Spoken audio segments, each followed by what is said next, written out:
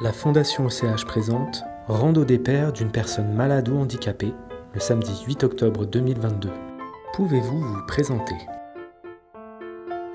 Alors moi je suis papa d'un enfant d'un 7e qui a un lourd handicap mental et je m'appelle Eric. Moi, je m'appelle Cyril, je suis le papa de Faustine, une jeune fille de 19 ans, trisomique. Vous êtes responsable de groupe. En quoi consistent ces randonnées? C'est un beau moment. C'est vraiment, j'invite à tout un chacun de venir nous rejoindre parce que c'est un très beau moment. C'est un moment où on se retrouve, c'est un moment de partage, c'est un moment où on se fatigue aussi, parce qu'on fait une quinzaine de kilomètres avec un peu de dénivelé, mais dans des endroits magnifiques. Et notamment, ces dernières années, on était dans le Beaujolais, puisque je suis issu de la région lyonnaise.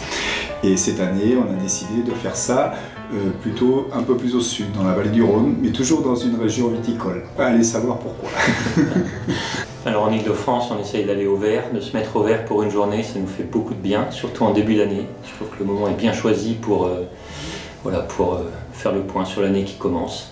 Et puis se retrouver, partager, échanger, prendre du temps ensemble, parler de notre enfant.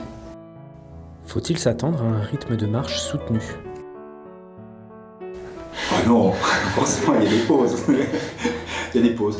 Il y a des pauses pour partager, il y a des pauses pour prier, il y a des pauses pour chanter, des pauses pour se reposer aussi. Et puis nous avons une tradition, c'est que en règle générale, en fin de rando, nous arrêtons soit dans un caveau, soit dans une cave, une propriété pour déguster les produits du terroir. Donc il y a l'aspect convivial qui est fondamental dans ces rencontres.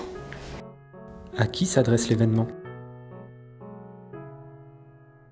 On s'adresse à tous les papas qui ont besoin de se retrouver, de prendre du temps, de prendre du recul, de connaître d'autres papas. Et non, pas besoin d'être catho, on marche vraiment en toute amitié. On a souvent un thème qui nous aide, vraiment c'est plutôt une journée d'amitié. Quel est le thème de cette année? Bonne question. Bonne question. C'est vrai. On peut sortir notre joker. Déjà, on est ouvert. Parmi nous, nous avons des personnes, des papas qui sont de confession protestante et autres, et on a vraiment beaucoup de plaisir à pouvoir échanger justement entre nous, de partager, y compris des petits temps de prière et autres. C'est sympa d'avoir différentes sensibilités religieuses. Nous, cette année, on sera accompagné d'un pasteur qui est proche de l'OCH, qui connaît bien le handicap. Voilà.